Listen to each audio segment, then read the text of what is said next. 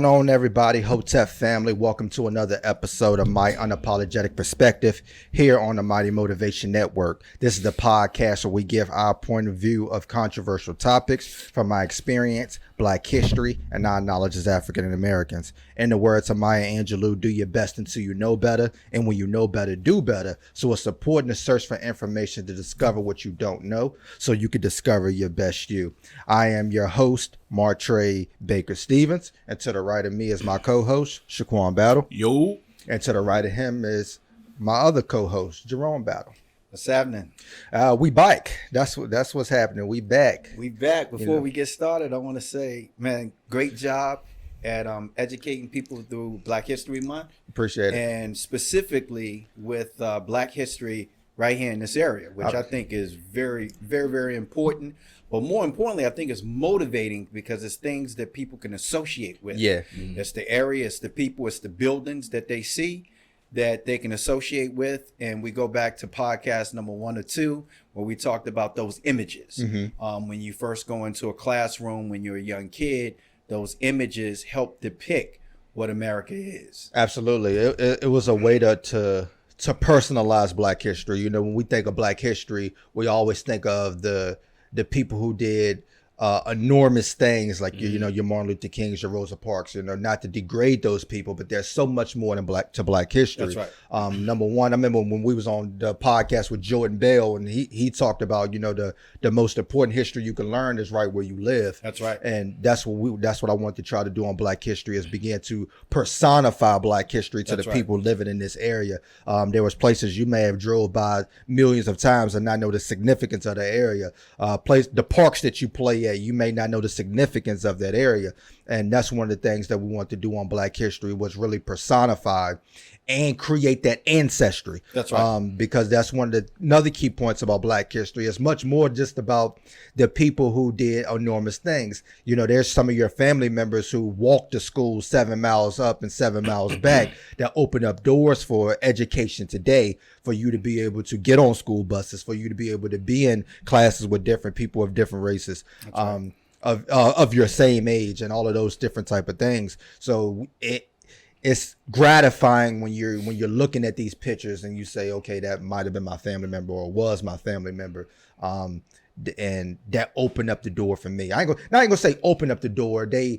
I like to say the lock picked the door, or That's they right. lock picked the door. You know what I mean? And even if it wasn't a relative, what they went through allowed us to walk through that same door eventually. Absolutely. So they laid the groundwork for us. And also, speaking of ancestry, want to say early happy birthday to my dad. Absolutely. Happy birthday. Tomorrow is his birthday. So, and it's amazing, because I wonder sometimes if he sits back and he looks at the fruits of his labor, so we can always look back. Yeah. Sometimes you want to look forward and you look at the fruits of your labor, the people that benefited from all the things that you went through. How gratifying is that for him? Right. To sit back and see the things that he went through and to see the offsprings that happened because of that. I think it's awesome. So happy birthday, Pops. Yeah, he has a lot to celebrate. I mean, his legacy continues on. Absolutely. And it's a tremendous legacy. Even when I look at my niece, my nephews, Shatice's, Lachey's, Cameron's kids, like, look at what he's got continued on. Absolutely. It's amazing. And also just what you did in the schools too. Absolutely. We talk about on this podcast is educating yourself and educating other people. And you went to the schools and educated kids, and they took notes, they sent you cards, all of those things. And much of what we're talking about today was a small town boy that sparked the civil rights movement. Mm-hmm. And, I see that in you. Absolutely. Shout out to Jefferson Forest High School, where they had students put together a Black history kind of seminar. And, I was requested to be interviewed by these two young African-American females, and began to ask me questions about Black history and about myself. And I admire them, to be able to take part of something so early. Like, we always talk about the youth impact on this podcast, and that's something that they're doing at an early age. I didn't do that as a teenager. That's right. I wish I had the the motivation. I wish I had the pride, and I wish I had the strength to be able to do that, the fearlessness to do that. That's because right. They said they saw the gap in their own school with people not understanding Black history. They seen the gap of racism, and they said, okay, this is something we want to put together to be able to bring information to the people. That's and right. Doing that at age 16 and 17 just shows you the things that we talk about on this podcast with the youth's impact is still happening today. Right. And we can't hold those people back. And thank you to Barefoot Elementary teacher Miss Stevens and faculty and staff for allowing me to come in to speak about local Black history to kids at an early age. And I don't expect those kids in elementary school to understand everything that I said, but it did plant a seed to where they pass some of these places. They remember some of these names. They remember some of the pictures that were shown, and and then over the years they'll be able to go back and look at that and say, "Oh wow, that's what he taught me," and that's not something that we was privy to have. You know, I'm just finding out a lot of this information at age 31. They got it at age 11. Right. So you know what I mean. So that was the importance of that. But again, this podcast is a continuum of Black History Month. That's one of the reasons why we didn't record during February. We didn't want to interfere with those local Black History posts that I was doing, because anybody that understands algorithms, you don't want to really post twice a day from a social media page, especially on Instagram and Facebook. So just allowing that time to just celebrate those local people, celebrate those local locations, local events, to be able to feed on that without diving into our podcast. So we kind of set aside ourselves to glorify the people that came before us. And that's me. But this podcast, again, is a continuum. So a lot of people stopped celebrating Black history after February. That's right. And that's what this podcast is for, because we're in the March and we're going to continue to celebrate today. And for all those people that think that there's so much more, there's other people. Yes, it is. And if you know of those people, post it. Yeah. You don't have to wait for somebody else to post it. You can do the same thing. Absolutely. That's right. You know, education doesn't stop. K through 12 education, it continues on in your everyday life. So we've been on a series kind of, you know, talking about civil rights cases. You know, we talked about Emmett Till, we talked about Fred Hampton, and today we're going to go back to the civil rights movement and talk about Jimmy Lee Jackson, who ignited more of essentially was like one of the last straws before the Voting Rights Act of 1965. But his death sparked Selma. But we're going to talk a little bit about the death of Jimmy Lee Jackson and the significance of it, and how it still is the continuum today, and really talk about how a lot of these deaths, well, whenever you look at Black history, death sparked a lot of things, and that's kind of bad to say that we have to die in order to get change, but this is one of those things. In 2022, it still happens. The same way today, right? Right. So Jimmy Lee Jackson was born in Marion, which is a small town outside of Selma. He served in the Vietnam War, which I believe is interesting, because there's so many people who don't understand that Black people fought in every war in the United States. So when you say that Black people don't respect our troops, that we don't respect our country, then that would be disrespect towards our ancestors, right? That would be disrespect towards the people that we glorify during Black History Month, because every last one of them fought. You know, whether you hate the people who don't stand for the flag or sing the national anthem, or as Frederick Douglass would say, criticize the country that they live in, that does not make them un-American. That's right. Because we have people who served and fought for our country as well. So that's kind of one-sided when you don't understand the perspective of African Americans. But he never got the vote. So again, that goes back that you fought in the Vietnam War and you come back and you still are not able to cast your vote. He actually registered the vote around 5 times. But his mom and his grandfather. And his grandfather, but he was not ever actually able to cast his vote. But what ended up happening was James Orange was arrested. Shaq Daddy. Yeah. That's what they called him. He was a member of the Southern Christian Leadership Conference. He was arrested for picketing and they call it civil disobedience. Civil disobedience. Him and some students trying to register people to vote, those type of things. But there was a rumor that they was going to try to lynch him. And what ended up happening was a lot of people in Marion decided that they were going to do a peaceful protest and march towards the jail to try to get him free. So they met inside of a church and began to assemble in 2 lines to be able to go protest in this jail. Well, of course, law enforcement got the word about this protest that was going to go on, and they cut off all of the street lights outside of the church. And when they marched out, the sheriff or the state trooper so authorized everybody that they either go back inside the church or go home because it was going to be an unlawful assembly. And again, we'll talk about that in a little bit on the unlawful assembly of people. But when they decided not to go back into the church or disperse, the troopers went into the crowd and began to physically try to remove people from that line. And Jimmy Lee Jackson's either mother or grandfather was hit during the time. So they ended up going into a cafe, a neighboring cafe called Max Cafe.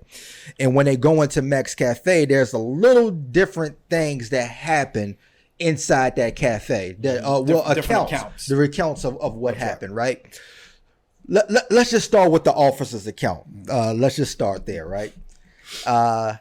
They said that they went into the cafe. The officers came into the cafe and told the people who ran into the cafe that they need to go home. That's right. And then upon entering the cafe, they said that they were met with violence. They began to hit people with clubs. And one of the officers, the main officer that you'll see what we get to, the main officer, James Fowler, claimed that he was hit with a Coke bottle, and then hit with a Coke bottle that Jimmy Lee grabbed his gun out of his holster. So they're struggling over the gun. And while they're struggling over the gun accidentally goes off and hits Jimmy Lee. Another officer that entered in after the James Fowler's account said that there was a fight going on, and the officer pushed Jimmy Lee back. And when he pushed Jimmy Lee back, he got his gun and then fired one time. The accounts from inside the cafe said there was no bottles thrown. That's right. So that account was wrong by the officers. They account that there was no struggle for a gun. They count that Jimmy Lee never grabbed anybody's gun, never was in a struggle with the gun. Jimmy Lee's account was he was having a Coke inside of the cafe. For the people who don't understand, this is in the 60s. The Coke bottles are glass. That's right. So he's having a Coke, and then when the officers come in, they're hitting people with clubs. His mother gets hit with the club over top of her head. He goes to try to defend her, and while he tries to defend her, he's pushed by other officers. Somebody unholsters their gun. Well, James unholsters his gun and shoots him. And after he's shot, the other officer pushes him out the cafe, and they chase him down the street, continuing to beat him with clubs while he's shot. Jimmy Lee dies. He's hospitalized. And then he dies in the hospital from an infection, I believe it was. The funny thing about this is the officer who fired the weapon continued on with his duties while Jimmy Lee was served an arrest warrant while he was at the hospital. Just going through those accounts. Y'all thoughts? Just on that little bit of information. I'm with you. It amazes me, and even we just did it. We gave the officer's account first, right? And obviously that's the process, right? That was the process that they went through in this.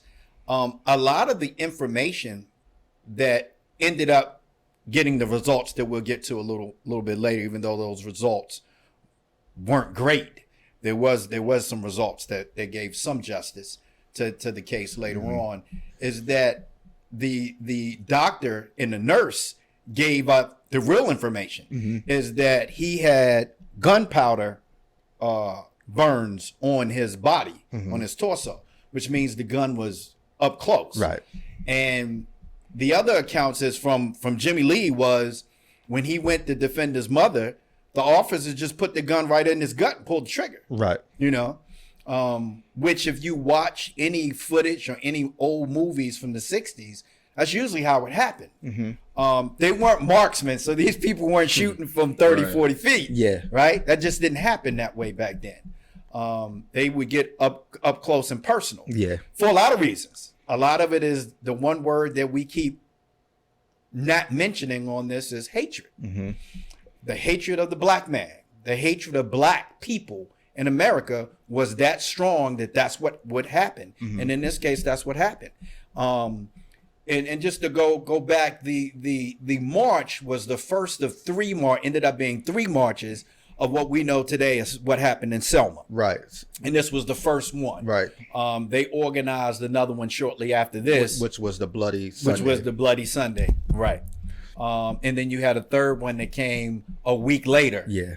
Which obviously at that point, the federal marshals were there. Everybody was there to see them through the whole process. That's key. We're going to talk about that That's a little right. bit when you talk about state and federal. Exactly. Yeah. Exactly. So because again, this puts in a line, perfect alignment with what Malcolm X talked about in terms of what the civil rights movement should have been versus what it actually was. Right. And again, no disrespect to Martin Luther King. We always talk about the great things that he did and the visionary that he was. But after this incident in 1965, there's a lot of things about Martin Luther King that started changing as well. Yeah. This was part of that first process of the way of thinking for the civil rights movement where we focus on civil rights. So for me, this incident with Jimmy Lee Jackson is a multitude of beginnings for a lot of other things. Absolutely.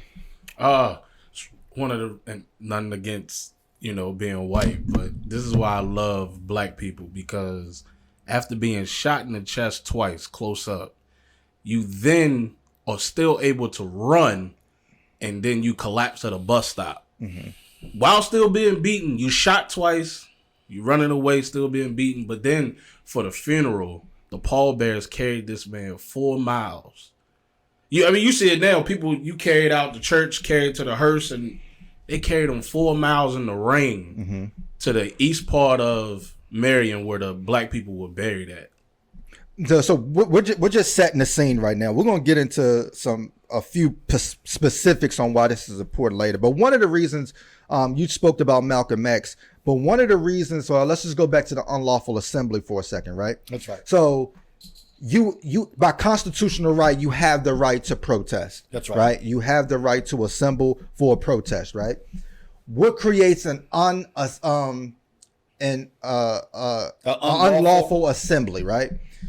Most of the time it was if you think that somebody was going to disturb the peace or create some type of violent action that was going to lead to something unlawful. That's right. Well, they said that they thought that they was going to break him out of jail, right? That's what they thought. But we can look at history of the civil rights movement to understand that under the SNCC, under the core, whatever the case you may see in the South, there was no history that said that was going to happen, right? There's a history that says this is going to be a peaceful protest and march as they always done, right? One of the things, so you have the right to protest, but people also have the right to counter protest. That's right. This is key in the South because the reason why Dr. King wanted to have peaceful protests is because once that peaceful protest is incited or provoked by counter protesters, then if you don't hold your cool, it goes from a peaceful protest into what they call a riot. That's right. That is the terminology of how they see things. So we can even look at today on things that started off peaceful, but whenever there's provoking from other protesters or law enforcement, it turns from a peaceful protest into a riot that I think a lot of people in America want to happen so you can say that's how they are. That's so right. a lot of people threw rocks at civil protesters. They called them names to provoke them to say, okay, swing on me, and this I can say you are aggressive. This is how I can say you are violent. So that's one of the reasons why Dr. King wanted to move like that in the South.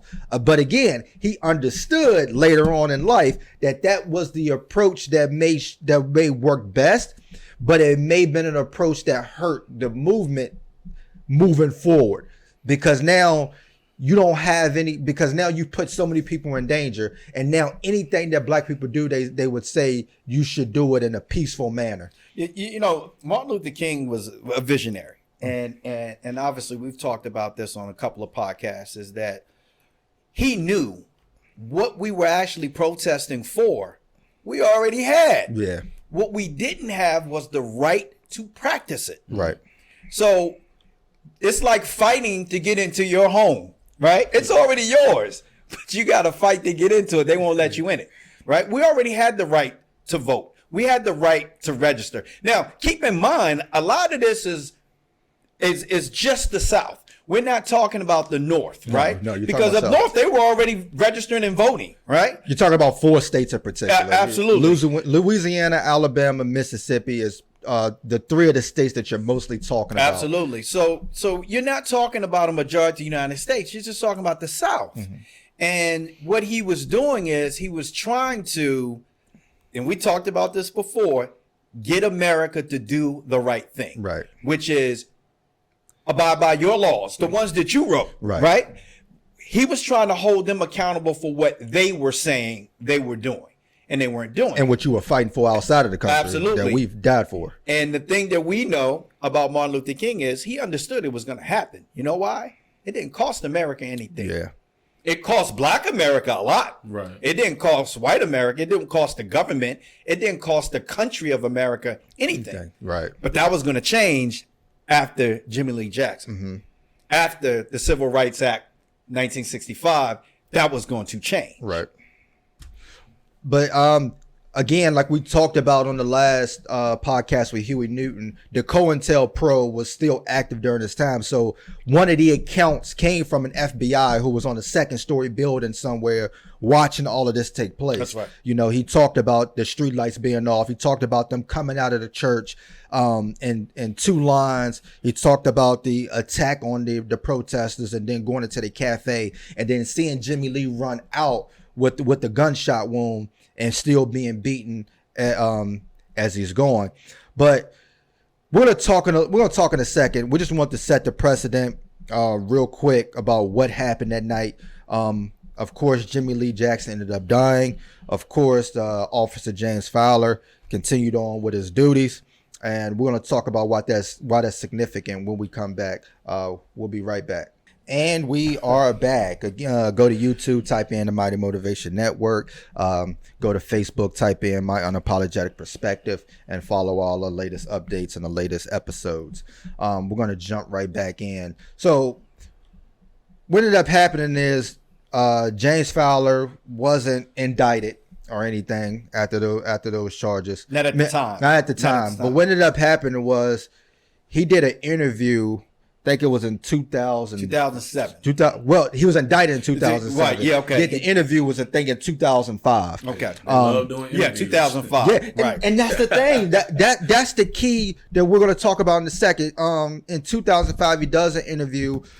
He admits to shooting Jimmy Lee, and he said, I don't know if I fired 1 time or 3 times, but I think it was 3 times, right? And even in the interview, he talked about some of his racist views, how he liked Nelson Mandela, but Dr. King was a con artist, and that he liked segregation and thought segregation was just done wrong. It could have been done better to make things better for both people. That's right. So he went around a lot of his racist views. He also thought that he wasn't going to be indicted because so much time had passed. Right. So he did the interview. He was indicted in 2007, and he was charged with a misdemeanor manslaughter, to where he was. You can't make this. You stuff can't make that up. Yeah, that's 42 years later, right? That's 42 years later, man. Sentenced to 6 months. 6 months, and he served 5 of those months because he had health problems. Yeah. So he was released. So did Jimmy Lee Jackson. Right. He had health problems. Yeah. Right. But he was ended up charged. The key thing is, and we're gonna talk about this. We're gonna correlate this with something in a second, right? A year later, after he kills Jimmy Lee Jackson, he kills a guy by the name of Nathan Johnson. That's right. He pulls Nathan Johnson over for suspicious of drunk driving. That's right. On the traffic stop, he books him, takes him to the precinct, and at the precinct, another struggle occurs over his gun, and Nathan Johnson is killed. Yeah. Right. So again, we see that correlation that happens a week later. In another jurisdiction. You know why? No remorse. You know why? The same reason that it happens today. Yeah. There's no consequence. Right. It's okay. Right. We're not going to do anything to you. Right. And so it continues to happen. You see it across the nation right now today. Why are police still killing unarmed black people? Mm-hmm. What's the consequence? There's no consequences. They'll arrest one every once in a while and give them a few years in prison. That'll keep you quiet. Shut you up. Yeah, shut you up. And it continues to happen. One of the key things I want to talk about real quick is something that happened about 100 years earlier that set the precedent for this to occur.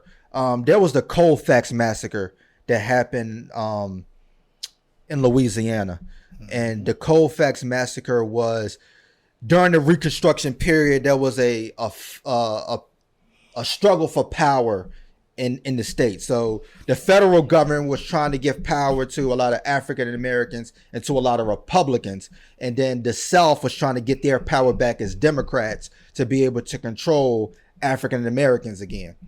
Well, there was an election that was split between the Republicans and the Democrats. Well, the president at the time was going to bring down the federal government to enforce that Republican won and took over the Louisiana area. So a black militia, in fear of white supremacists, were going to take over the state or the town, went into a courthouse to secure the courthouse to make sure that doesn't happen. Well, a group of white men created their own little segregationist group, whatever you want to call them, white supremacist group. And they went in and started firing, in which I think 94 of those militia people were killed and murdered. After they were murdered, 3 white people were also killed in the Colfax massacre. They actually have a monument outside of their courthouse that says, in the Colfax massacre, 3 white men were killed, even though 94 black people were killed, protecting the state's rights. There was they took it to court. They ended up arresting a few of them, and then a few of them were tried. The federal government said the 14th Amendment, which was an equal clause and due process, could not convict them because that was a state's issue. That's right. It only required that they couldn't prove that they acted out of a racial intent. That's right. As civilians, they couldn't act out of a racial intent. That was a state issue. So the case was Cruikshank. I think it was like U.S. versus Cruikshank or something like that. Mm-hmm. So we know at the state level in the South, as you talked about, they're not going to convict their own kind. That's so right. That's why the federal government was so important. But the federal government, the U.S. Supreme Court, said that they couldn't convict because that's a state issue. That's right. And those people ended up going free. So when you look at the precedent set that the federal government was having trouble interfering in states' rights with that 14th Amendment of they call the Enforcement Act of the 13th, the 14th, and the 15th Amendment. That's right. So that set the precedent of what we see today. Absolutely. How does that apply today? Because we still see some of those same precedents today. So if the Officer Fowler felt that his thing was in self-defense, you attack protesters, you go in with clubs, you're beating on people, you're beating up on the elderly and people trying to defend themselves. That's right. And by people defending themselves, you say you are in defense of people trying to defend themselves. That's right. Which case reminds you of that? Trayvon Martin. Trayvon Martin. So you approach Trayvon Martin, he beat the brakes off of you, in self-defense. Now you're in self-defense because you feel like you're in fear of your life for approaching somebody else. That's right. And now you can shoot and kill. Or you the more recent case, Rittenhouse, The Kyle Rittenhouse case. Same Absolutely. thing. You know, he claimed his was done in self-defense because he was supposedly defending someone else, right? Right. You know, with a gun. Right. Right. So, yeah, So same thing. when we talk about those precedents, those are things that have been set. There's laws, especially in Florida and those places where you have stand your ground rules to protect people who feel they're in self-defense. So there's loopholes to say, all I got to do is get this person to attack me, and I'm in self-defense to be able to kill some of these people. If you're white. Yeah, right. Yeah, absolutely. And Make those that are some of the clear. things. If you're white. But just give me y'all thoughts on some of that. You want to go first? You. I think you made a great correlation with the federal Absolutely. the federal guidelines versus the state guidelines, because that is part of the problem, and that's the problem that we've been seeing for many years. Actually, we can go to a case, not recent because it's been some years now, of the black kid that they found rolled up in the gym mat. Right. So they've actually asked the federal government Right. to start an investigation, right? Because at the state level, they haven't been able to come up with anything, right? So that's usually what you will hear, is that if the state won't do anything, because we won't say that they can't, but if they won't do anything, then you have attorneys making pleas using social media to ask the federal government to step in.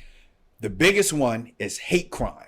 That's right. If it can be deemed as a hate crime, the federal government can step in. Right, absolutely. That's why getting that bill passed was so important, that it's been sitting on the last 5 presidents' desks, and we finally just Including got Barack passed. Obama. Exactly. Including Barack Obama. When you think about, because you hear that they've just made lynching Just now. Yeah. just now, which is right. part of that, which is a part of that federal guiguideline bill Right. that we're talking about, that even President Obama didn't sign. Now, I have no idea why he didn't sign it. I don't know. I don't know any information, but he didn't sign it.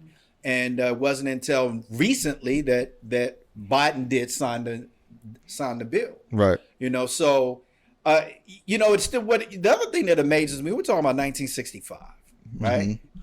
4 years before I was born. So we're not talking about. Some people may think I'm ancient, right? But we're talking about 4 years before I was born. Right. We're not talking about a long time ago. Right. And I think that's the thing that people have to understand, is we can talk about how far we think we came. We can talk about how far as an individual you may think you've come. But as Black Americans, we haven't came too far. We're still there. We're still there. Right. The other thing I want to make a point about too, is because this is specific to this.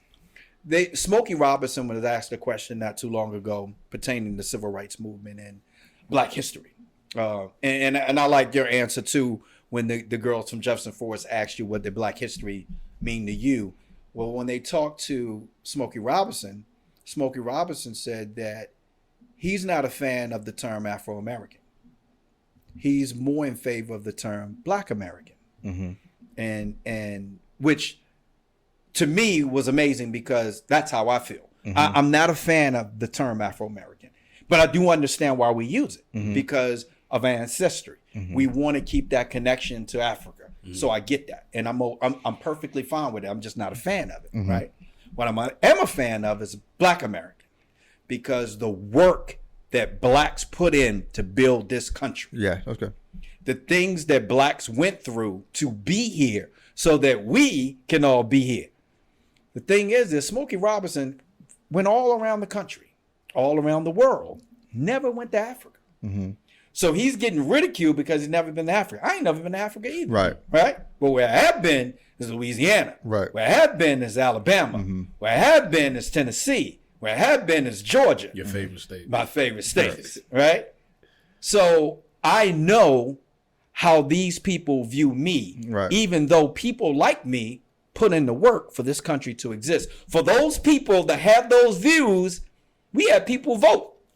People like me, people who look like me, vote so you can have the right to feel how you feel. But yet you don't want to give us credit. The other thing I want to mention is I want people to put in perspective some of the things we're saying when we talk about the South. Because this is important in elections. The Electoral College. And I've mentioned it before. I won't go into great detail about it, but people need to do research about the Electoral College and why it exists and why they are currently trying to do away with it. Is because if you have a predominantly white state control the election, you will never have a president that's going to look out for people like us. It will never happen. So I employ people. It's the reason DC is not a state. One of the reasons why DC is not a state, because if they were, guess what they would be? They would be a Democrat. They would be Democratic all day long. And so you have, the other thing is when you look at electoral colleges, it's divided up based on precincts, right? Precincts, when we think of precincts, we think jails, right? We think law enforcement, right? But precincts, districts. How do black people normally live? They live in communities. That's why we know them as black communities, right? So if you have blacks living in a community, but they don't control anything in that community, when we talk about segregation, one of the biggest forms of segregation is having black people live in a community where they don't control anything in that community. Well, the Electoral College gives you control of that community, saying that if your community all vote a specific way, then your community can be a part of the Electoral College that determines the election. Right. So I think this is important because this goes back to the mindset and the level of hatred that we see in cases like Jimmy Lee Jackson. Right. These are the people that are making the laws. These are the people that are enforcing them. These are the people that are trying to hold us in that place where they've always put us as black Americans. So I think this case, like I said before, is huge in helping understand how black America is viewed by white America. Absolutely. No, I know you can't wait to respond to that. I think a lot of people, when they hear or see clips of this podcast, they may feel like we're anti-white because we talk about, when we say white America and those things. That's not what we mean. This podcast is about the black perspective. That's right. We've always heard the white perspective. In school, you could turn on the news. You guys aren't shy about talking about your patriotic views. Right. This is the viewpoint of the African American mind. Again, let's just go back to what we said on episode 1, episode 2. We're not here to be right. You can disagree with us. We're telling you the mindset and the perspective of black people on how we view things and why we view things. Because when we talk about this history and this precedent, it's been set that we have to look at this, right?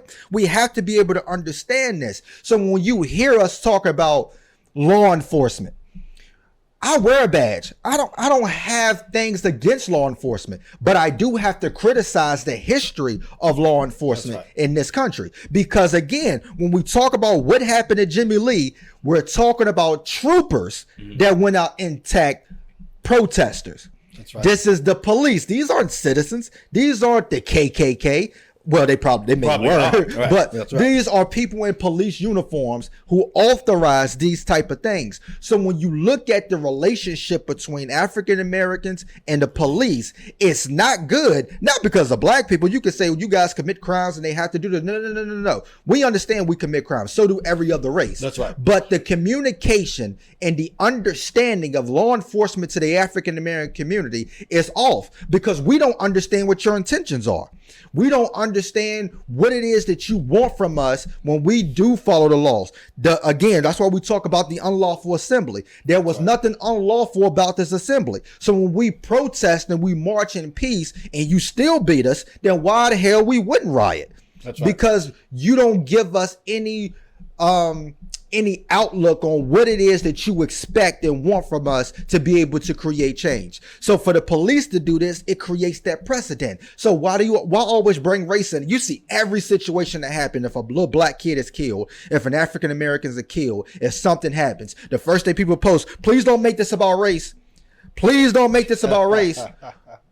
From the African American perspective, it's always about we race. Have to consider the fact that it's about race, because there is a history and there's a precedent that has been set. The same way the judge look at the precedent and say, I have to go back and look at this case just because it may be similar. That is the same way that us African Americans have to feel in this country when it comes to law enforcement, or when it comes with a white person killing a black person. We have to see, is this racially motivated? Because there is a history there and there's a precedent that's been set. So when you from the beginning you say this is not about race, all right, maybe it's not. Maybe Ahmaud Arbery may have been in there and he might have been stealing.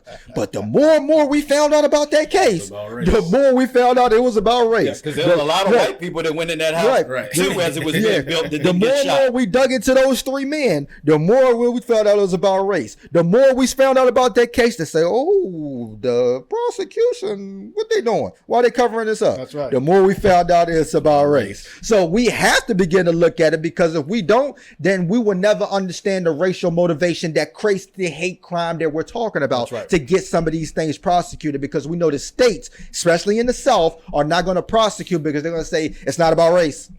It's not about race. They say Emmett Till wasn't about race. You know what I mean? So everything is not about race to you. But how can you tell me when you don't have to deal with racism on a regular basis? I can tell you if it's about race or not. That's right. Right? So that is the reason why we talk about these precedents being set. That's the reason why this podcast talks about what it talks about. We're not anti-white. We're trying to help people who are anti-black understand the perspective of black people. We're trying to help people who love black people and say, well, I'm not like that. Okay, let you into the mindset of why we think this way, because there's a precedent been set. That's right. They can't walk in our shoes. But what we can do is we can show you the movie. Right. And that's what we're trying to do. We're trying to show you the movie, right? So you can see how it is from the eyes of a black man or a black woman, just a black American. So you can see the racist ways, not just of the people. And this is the thing that I think people don't understand. We're not just talking about the people. We're talking about the system. We're talking about the government. We're talking about the country as a whole. You want to say that I'm a certain thing because I don't conform to your ways. So because I don't salute the flag, I never salute the flag. That's never going to happen. Right. But I'm not anti-American. Break that down for a second, because that's one of those things we talk about. Let's just continue to let us into the mindset. I'm just going to be 100% honest. Before you start, I remember you. We was at a basketball game, and you asked us, why do y'all remove y'all hat for the national anthem? You just wanted our perspective. That's right. And then you told us why you didn't remove yours. So absolutely. I think about something that I heard Muhammad Ali say one time. And then I thought about the things that I actually saw myself. Muhammad Ali said, why would I stand up for a country that won't even stand up for me? Right? But I thought about the way that the Vietnam vets were treated when they came back, mainly the black ones. The way they were spat on, the way that they were treated just at the airport. You had 18, 19-year-old kids who only knew one thing, how to kill, come back to a country that they thought would love them. And then they did not. For the white soldiers that experienced that, they got to feel what it felt like to be a black man for a little while, because that's how we're treated all the time. I think about Joe Louis, who went to Germany and fought a fight, not just for America, but for black America, only to be sent back and be treated like a black man again. The same way he was before he went over and beat Smelling, So I just think about the fact that you want me to stand up for that? You want me to stand up for a country that on national TV, we watch cops beat Rodney King, take a break, and go back and beat his ass some more on national TV. You want me to stand up for that? Is that what you want me to stand up and salute a damn flag for? Not gonna happen. Now, and just to be clear, that has nothing to do with the military. My dad served in the military. Thank you. My oldest brother served in the military. My nephew served in the military. Has nothing to do with the military whatsoever. Has nothing to do. Here's the thing. Do I think America is a bully country? Hell yeah. But if I had to live in a country, I want to live in a country that's the bully, right? Do I really believe that we are a bully? Yes, I do believe that we are a bully country. Do I think some of the things that we do as a country is necessary? Yes. Do I agree with everything that we do? No. I'm not anti-American. I'm anti-American way of thinking. Yeah. That's what I am. And it applies to me too. Right. You want to know how many pair of shoes I got in my closet? I can't begin to tell you. Right. Right? Why? Why do I have so many shoes? Right. Why do I have so many hats? Because I can. That's a part of being selfish. Right. That's a part of being greedy. That's anti-American. Mm-hmm. When I say that, right?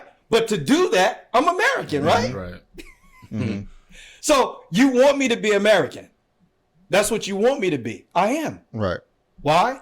Because I was born here and I live here. Right. All that other shit doesn't matter to me. Right. Right? If you told me, Jerome, you need to go suit up today, we need every available man for the war, I'm going to be like everybody else. The kids got ballet. Somebody got to take them. Right? Somebody got to take them.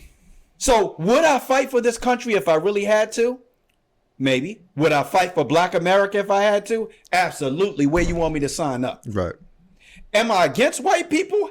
Hell no. Right. How can I hate white people without hating myself? Right. Can't do it. Mm-hmm. But I can tell you this. I'm not standing up for a national anthem. I'm not saluting a damn flag. First of all, the only thing I pledge allegiance to is God. Mm-hmm. And you can call him whatever you want to. Mm-hmm. But that's the only thing I'm pledging allegiance to. I ain't pledging allegiance to no damn country that don't give a shit about me. Not gonna happen. So when I go to a basketball game, if somebody say, Jerome, are you gonna stand up? I'm gonna give you one thing, right? Right. Absolutely. Absolutely. I thank you for clarifying that, because a lot of people don't understand that perspective, and they just think it's about disrespecting the soldiers, when the person who was doing it on the football field clearly stated that he wasn't disrespecting the soldiers. But that just come from the American way of thinking, of the old ways, that we're going to tell you what it means instead of listening to you and try to understand why you're doing it that way. Even the soldier said we fought for him to kneel. Yeah. That's right. That's Right. what you fought for. But we have that anti-American type of concept that's all people don't understand. That's going to change wherever you go in America, because there is no American way. You have different groups of people in America that created their own way. So you can't say people are anti-American because they don't do this or they don't do that, or they don't believe in gun rights, or they don't believe in those such things. That's the reason why a lot of people don't believe in it, because of those people who stood for those things weren't necessarily to the liking of other Americans. That's right. So when you look at America, Spanish America, Black America, Korean America, whatever the case you want to do, they all have different perspectives of America, but that does not make them less of American than you. That's right. And that's what a lot of people don't understand. They think the Make America Great Again. That thing hurts, because there are so many other Americans to try to figure out what time period are you talking about. That's right. You know what I mean? Absolutely. Because for the other Americans, for the Asian American, for the African American, for the Native American, that was it great statement for can them? be so disrespectful if you don't clarify what that means. That's right. You know what I mean? Because they're thinking, when was it great for them? Exactly. That's right. When was it great? Because it's America- probably the greatest for us right now. America isn't just white America. And there's so many white people who don't understand that or even want to concede to that, right? That's right. We're going to take a quick commercial break, and we're going to come back and wrap up. And we are back. Go to YouTube, type in Mighty Motivation Network. Go to Facebook, type in My Unapologetic Perspective. And we're going to close this up and wrap this up. But just looking at an overview of everything that we talked about, because we understand what Jimmy Lee Jackson's death did. It sparked the march in Selma, the first march in Selma, which ended up being Bloody Sunday, where those protesters was again met by police beatings.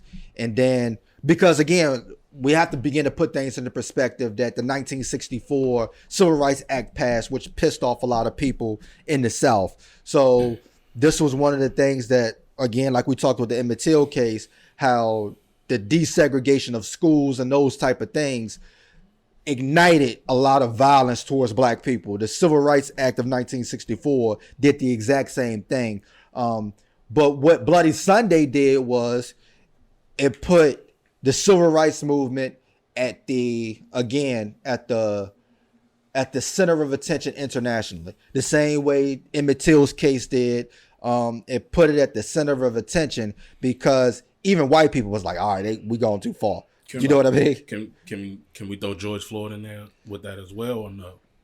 In modern day? Yeah. Absolutely. There was a lot of white people we hate that it has to happen with the death, right? That it put things into perspective for white people to say, okay, this is what they mean when they talk about police brutality. Mm-hmm. The Rodney King, this is what they mean when they talk about police brutality. So when you talk about, a lot of officers hate the fact that they got to wear a body cam. Well, we were talking about that in school this past week because I was at the academy. The body cam can help you or it can hurt you. If you're doing what you're supposed to do, that's what it's going to hurt you. Right. So if you have a problem with the body cam, it's because you're probably doing something that you ain't supposed to be doing. Right. So those cameras, people pulling out their cell phones and recording, which they're trying to take away from us, is because they want to keep this stuff from going out to the public and allowing not black people to be outraged, because we're going to be outraged no matter what. Right. That's right. Allowing those other races, the white people, to see this and say, okay, now we understand. Because the more white people you will get to agree with black people, the more white supremacy doesn't have the power that they think they have. Right. Yeah, I'll add one more thing to that, is that something a lot of people don't think about. And this is something, again, that Malcolm X wanted, is he wanted international involvement regarding civil rights and the treatment of black people. And here's why. What's going on right now in Ukraine with Russia?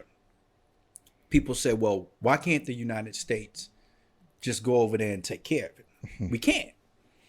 As a member of NATO, you can't. And Ukraine is not a member of NATO. Now, here's an important part.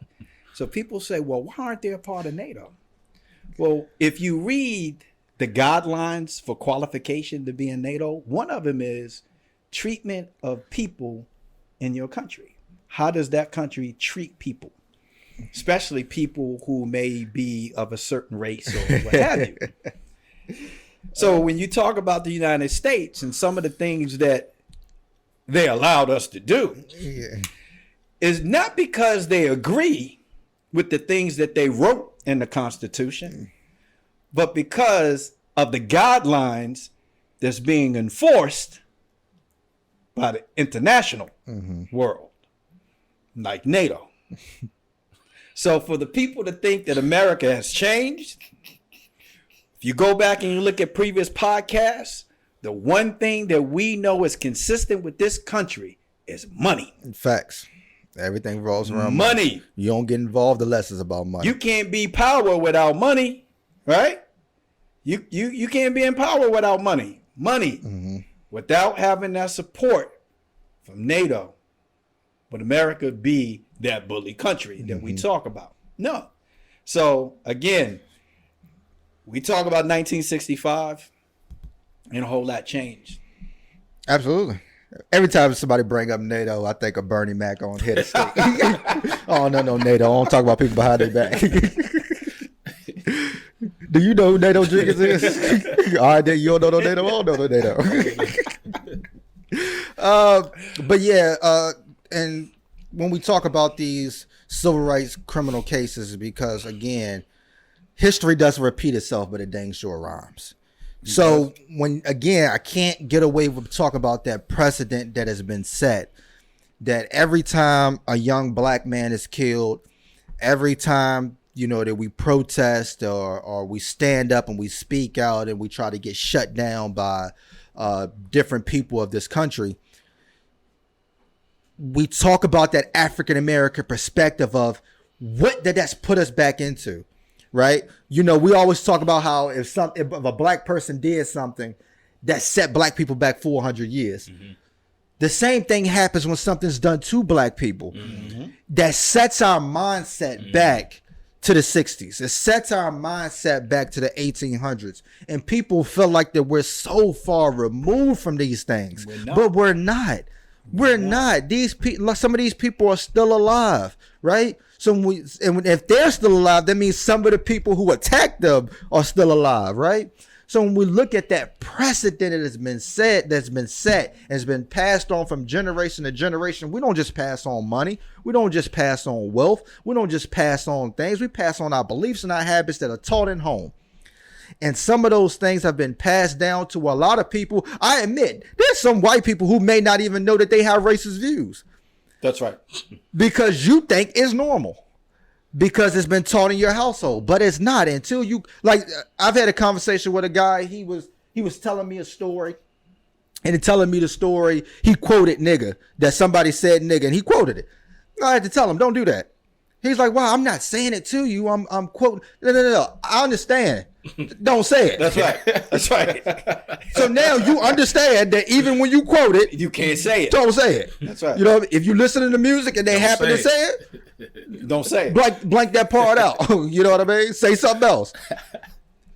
But you have to begin to tell these people that's what this podcast is for. That's right. I can't talk about that enough. If you don't understand the perspective, then that is the main reason why you need to listen to understand. That's right. Because it's the reason why we think the way that we think. You know, people always say, you know, if we can't use the word nigga, why should y'all? Because you used it for a different reason. Mm-hmm. As Ice Cube said, we took the word and made it beautiful, but it don't apply to you. That's right. If I call Shaquan my nigga, that's my brother. That's what it means. Absolutely. Don't you call me a nigga, because I'm gonna go back to that precedent. I'm gonna go back to that precedent on what you mean, bro. What you mean? And that's what this podcast is about. Absolutely. Any closing remarks? I do want to say Jimmy Lee's grandfather was able to vote for the first time at 84 years old. So if you look at everything that you know, what Jimmy was denied, I mean, he was denied twice. And I'm sure Jimmy Lee's grandfather would have rather it been the other way around. Right.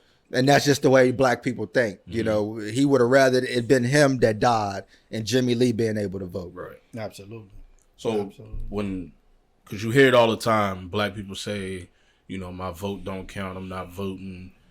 You know, think about what Jimmy Lee had to go through. Mm-hmm. One person went through that. His grandfather got to vote for the first time at 84 years old.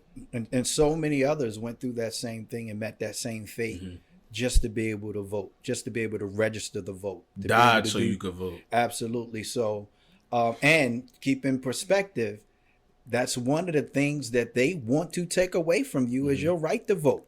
If you watch the news every day as this war is going on, a year ago when they gave you Juneteenth Day, what they were trying to do is pass some bills to predominantly affect black people's rights to vote.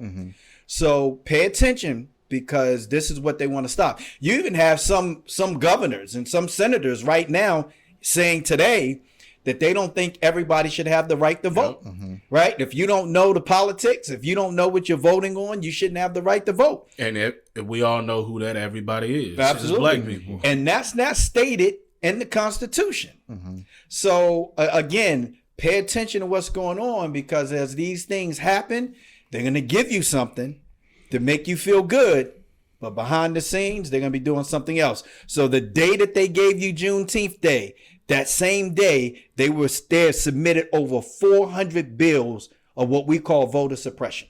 Absolutely. And me being black, once they take voting from us, I already know what we're going to say. Well, why can't we vote? Right. That's right. You got to protect it while you have it. And you do that by using it. Right. Absolutely. We appreciate y'all for tuning in. I promise it ain't going to be a month and a half before we come out with the next episode. But we love y'all. Love, peace, and happiness.